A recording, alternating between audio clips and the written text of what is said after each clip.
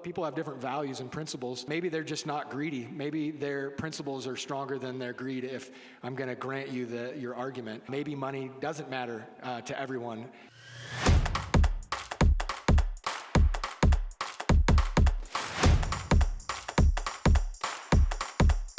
Courage is contagious.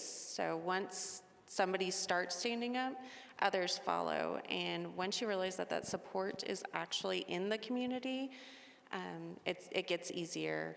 I know that I have teachers reach out to me all the time with things either that they're seeing that they know is wrong, or they just want to vent, or maybe they want something to be exposed and they rely on and trust me to not out them in a sense. And there's somebody like that in every single one of your communities. So finding those people and building that network, and Freedom in Education is actively trying to grow those communities as we speak. So we do have a teacher coalition that's growing quite rapidly already, and that's another area of support. There's tons of it out there, you just gotta find it.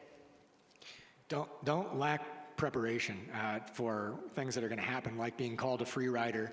You don't want to be caught deer in headlights. So you've heard other speakers talk about it, and you can reach out to the groups, but always be ready to answer those types of questions. On optouttoday.com, we have information up there as well. There's things you haven't heard yet, some smaller things, and we can work with you on some of those.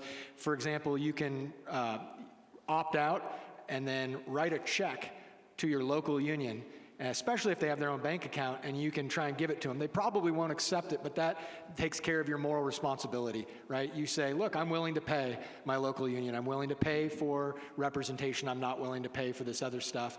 And they'll decline it, but then you can say, I tried to pay, they didn't accept it. And there's a lot of other things like that. I talked to a guy yesterday that was here from another conference, and he came over and was upset about some things, and we were talking, and he was talking about people opting out and not paying their fair share, and it not being in their best interest. And I basically told him, look, people have different values and principles. Maybe they're just not greedy. Maybe their principles are stronger than their greed if I'm going to grant you your argument. Maybe money doesn't matter to everyone. His argument was you make more if you're in the union. Of course, you still make the same amount of money and you keep your dues, so you actually have more if you opt out. But even if you accepted his point, my point was you've got to follow your morals and your principles first.